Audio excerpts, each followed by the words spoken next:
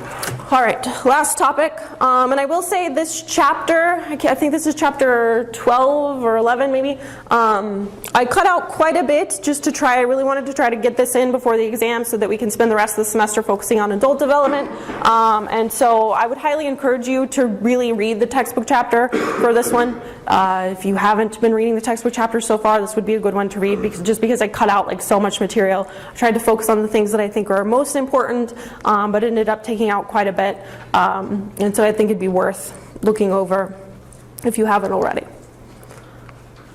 Main things I wanted to talk about are Erikson's next stage. So Erikson is the one that has the 8 stages that span across the entire lifespan, and it's looking more at social and emotional development and phrases things in terms of these like crises that you go through. And so we'll look at the identity crisis. We'll also talk very briefly about moral development in adolescence.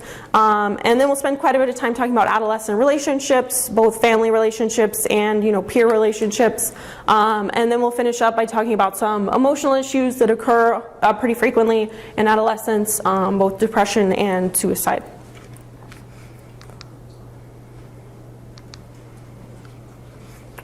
So like I said, Erik Erikson is the one that has the 8 stages that you go through, and this stage in adolescence is maybe one of the more famous stages in Erikson's. You probably all have heard of like a midlife crisis, for example. That comes from Erikson's theories, and you may have heard the term identity crisis. That term comes from his theories. And that is this crisis, which is identity versus role confusion. So according to Erikson, one of the most important things that's developing during this period is your identity that you have about yourself. So an identity is basically just defining who you are, what your values are, what your interests are, etc. And that helps guide the direction that you're going to take in life. All of you, again, adolescence is something that some people consider to go up until 20s, and so you may still technically be in this role or in this conflict right now, or may have sort of just come out of it, whether you realize it or not. I mean, if all of us have been in high school, and a huge part of being in high school and being a teenager is trying to figure out like how you fit in. What is your group? What is your clique or whatever? How do you fit into that? But also, how do you stand out? How do you make yourself unique? All of those are sort of issues of identity. It is a process of exploration followed by commitment. We're going to talk about a number of different identity statuses in just a minute, and each of those statuses is characterized by how much you've explored your identity and whether you're now committed to that identity or not.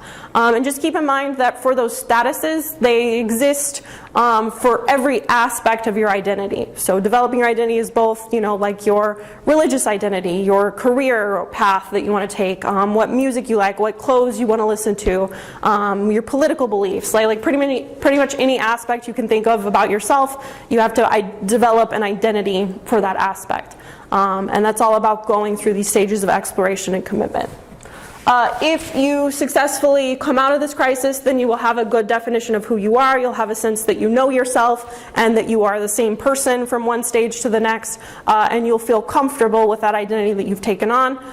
If you come out of this stage unsuccessfully, then you may experience role confusion. That can sometimes come from earlier psychological conflicts not being resolved fully, so all the stages that we've talked about up until now. It may be due to lack of direction and self-definition, so maybe you just haven't figured out what direction you want to go into, or you don't really know who you are. If you come from a society that tends to restrict choices, or a family that tends to restrict choices, where you're not allowed to explore and figure out your own identity, people who develop this role confusion often are unprepared for the challenges of adulthood. They have a hard time adapting to college if that's what they do. They have a hard time settling on a career. They may not be happy or satisfied with the choices that they make in adulthood. And so just overall, they tend to be unprepared. All right, so I mentioned the identity statuses, and there are 4 of them. There's identity achievement, moratorium, foreclosure, and diffusion. And again, all these come down to the level of exploration and commitment. So identity achievement happens whenever an adolescent has had the opportunity to explore multiple possibilities. So if we're talking about a career, for example, maybe they've researched being a lawyer and a doctor and a professor and a bunch of other things, and they've put a lot of time and effort into exploring all of those opportunities, and maybe by the time they reach the end of adolescence, that could be end of high school or maybe middle of college, they now have high commitment to one of those career paths. They've decided, okay, I really want to be a lawyer, I like the work that you put into this, I feel like I'm making a difference, and I like the salary, so I'm going to go with this, and they commit to it and take the necessary steps. That would be high identity achievement for career. Again, keep in mind, I'll also mention you can fluctuate between all of these different statuses. So you may get to identity achievement in something and then maybe something happens, right? Maybe you decide I want to be a lawyer and you're here, you've explored it, you've committed to it, but then something crazy happens that life throws you a curveball and it just doesn't work out. Then you may switch back to one of these other stages where you're in a more exploratory phase. And in addition to that, so you can alter back and forth, but you also can be in one of these statuses for like every aspect of your life. So you may achieve identity achievement for your career, but you're still exploring your political beliefs, for example. And so you can be in these different statuses depending on which aspect of identity we're talking about. But again, identity achievement, you've had time to explore and now you've committed to something.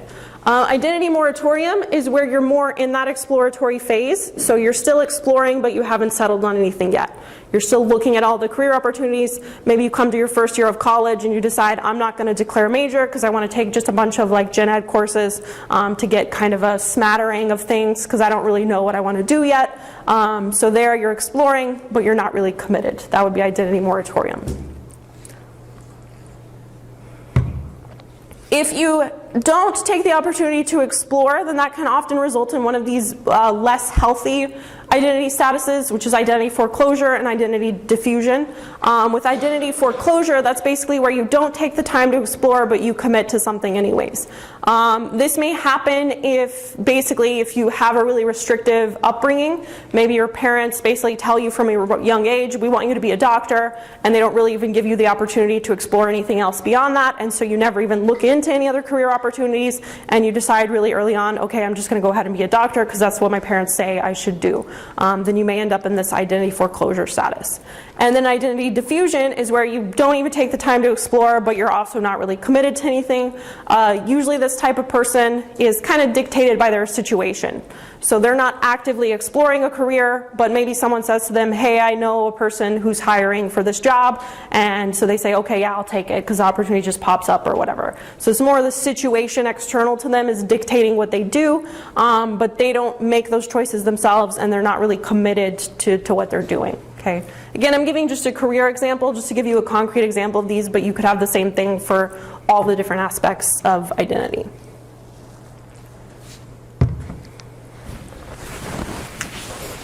I think I already said some of the things on this slide, but let me make sure I just didn't leave anything out. So identity achieved and moratorium, these two top statuses tend to be considered the more like healthy or adaptable statuses to be in. So in general, exploration is a good thing. So if you're taking the time to explore your options, then you're likely going to come up with a better choice. The only exception to that is when exploration becomes ruminative, which is basically where you're focusing too much maybe on trying to make the right decision. And so you kind of perpetually stay in that exploratory phase where you end up stuck in kind of an identity moratorium. So maybe, perfectly fine to come into college and open major and not have anything decided yet, but if you go through all 4 years of college and you still haven't decided, then that may be problematic.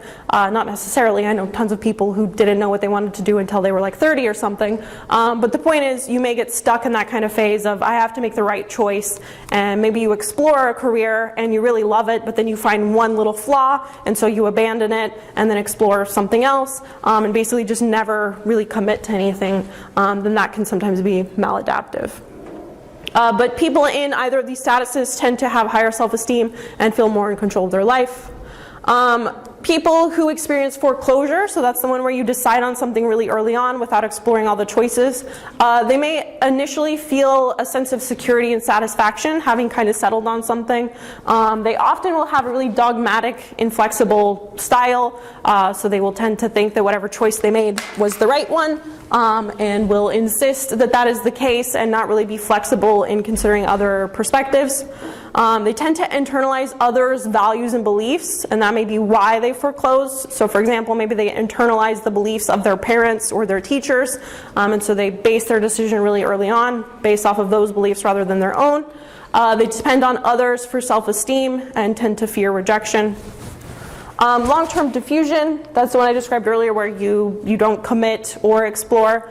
They tend to have a diffuse avoidance style, which means, like I was explaining, that they tend to let the situation dictate their outcome. They basically just kind of go with the flow and don't really make like active choices for themselves. Avoid dealing with personal decisions, pretty much said that. They tend to have time management and academic difficulties, low self-esteem, and are prone to depression and behavioral problems. So overall, from the last few slides, I'd say it's good to explore, but hopefully after doing some exploration, you pick an option, settle on it, and commit to it. Any questions about this identity, conflict, identity crisis?